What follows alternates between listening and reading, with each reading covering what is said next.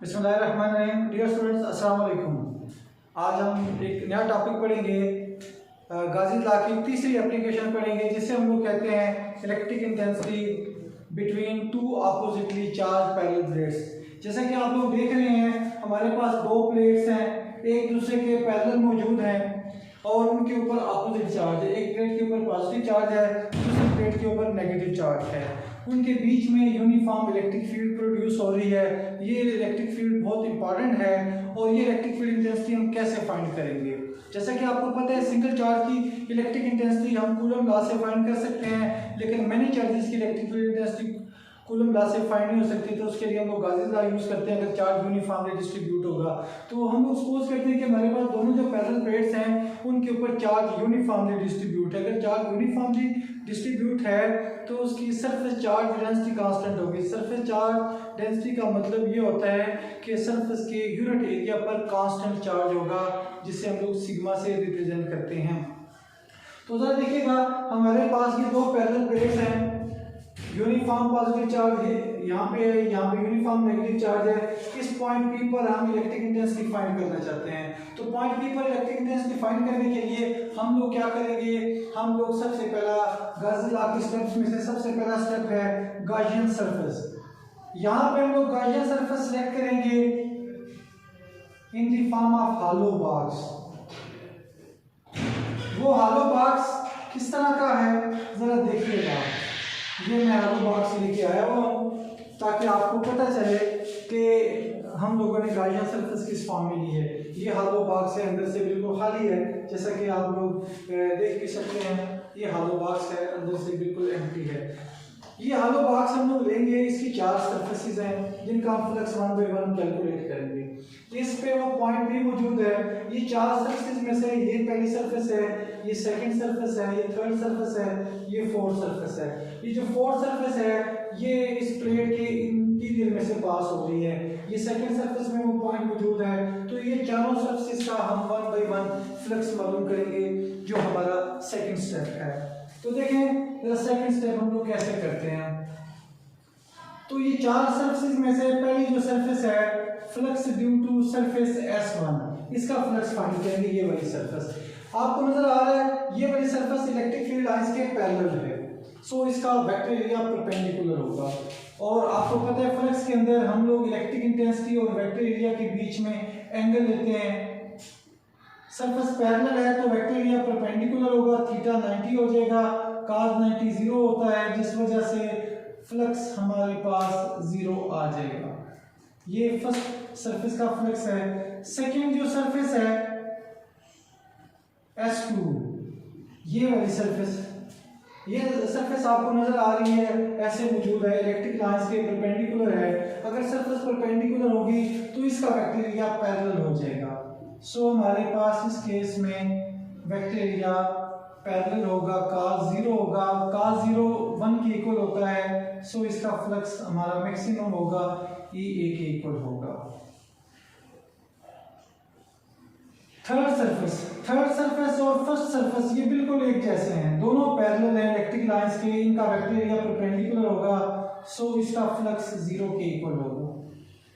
ये third surface है, ये वाली, ये सरफेस S1 है, ये सरफेस S2 है, ये वाली सरफेस S3 है।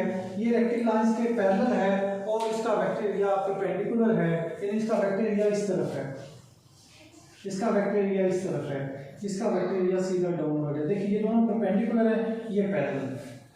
सो इसका फ्लक्स भी 0 होगा, बिकॉज cos 90 0 होता है। सो हमारे पास चौथी सरफेस रह जाती है flux due to surface S4। ये जो फोर्थ सरफेस है ये प्लेट के इंटीरियर में से गुजर रही है, उसके अंदर से गुजर रही है। और गाजी लॉ की फर्स्ट एप्लीकेशन में हमने ये पढ़ा था, जब किसी मेटल को हम चार्ज करते हैं तो चार्ज उसकी सरफेस पे आ जाता है और उसके इंटीरियर में इलेक्ट्रिक फील्ड इंटेंसिटी 0 होती है।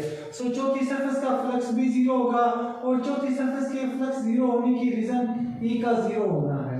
अगर E 0 है तो चौथी सरफेस का फ्लक्स भी 0 आ जाएगा। सो हमारे पास जो टोटल फ्लक्स बनेगा फार्मूला के अकॉर्डिंग E डॉट A वाले फार्मूला से, वो कितना होगा, वो E1 के इक्वल होगा।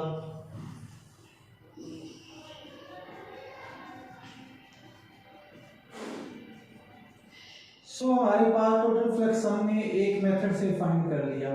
इसको मैं इक्वेशन नंबर 1 का नाम दे देता हूँ, वैसे आप नंबर चेंज कर सकते थे। थर्ड स्टेप है इनक्लोज चार्ज। आपने इस गॉसियन सरफेस के इन साइड पे चार्ज फाइंड करना है। इसका इनक्लोज चार्ज सिग्मा ए के इक्वल है।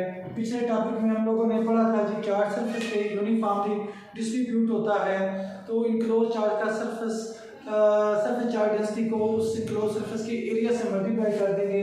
ये उसका करेक्ट फार्मूला है जिसकी डिस्कशन हायर क्लासेस में है। अब हम गॉसियन लॉ अप्लाई करेंगे। गॉसियन लॉ के according flux through any close surface is equal to 1 over epsilon not into enclose charge. Enclose charge sigma A के इक्वल है, सो हमारे पास फ्लक्स आ जाएगा sigma A over epsilon not.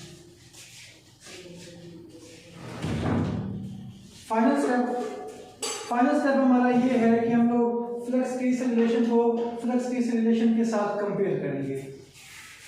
वो मैं यहाँ पे कर देता हूँ। Fifth step comparing 1 and 3। Equation number 3, E A equal to sigma A by epsilon not. E equal to sigma A over A epsilon not. A इसे कैंसिल हो जाएगा, सिग्मा ओवर एप्सिलॉन नॉट आ जाएगा।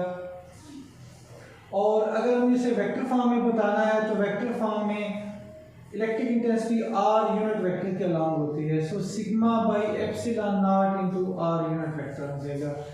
वंस अगेन आपको पता चल रहा है कि ये इलेक्ट्रिक फील्ड इंटेंसिटी उसके इंटीरियर में प्लेट से डिस्टेंस पे डिपेंड नहीं करते। सो डिस्टेंस जितना भी होगा इलेक्ट्रिक इंटेंसिटी की वैल्यू फिक्स होगी और थ्रू आउट यूनिफॉर्म होगी। किसी भी पॉइंट पे आप लोग चेक कर लें क्योंकि through out surface charge density और मीडियम सेम है, सो उसके इंटीरियर में किसी भी पॉइंट पर आप इंटेंसिटी फाइंड करेंगे, the value of electric intensity remains constant sigma by epsilon not. ये हमारे पास ये दोनों प्लेट्स हैं, अगर ये इन्फिनिट डिस्टेंस की हैं, इन्फिनिट एक्सटेंट की हैं, तो फिर भी इंटेंसिटी उतनी ही होगी। और जो पिछले टॉपिक में सेकंड एप्लीकेशन में हम लोगों ने पढ़ा था कि अगर हमारे पास सिंगल इन्फिनिट शीट है तो उस सिंगल इन्फिनिट शीट का सिग्मा ओवर 2 एप्सिलॉन नॉट होगा, तो ये वाली इंटेंसिटी उससे डबल है।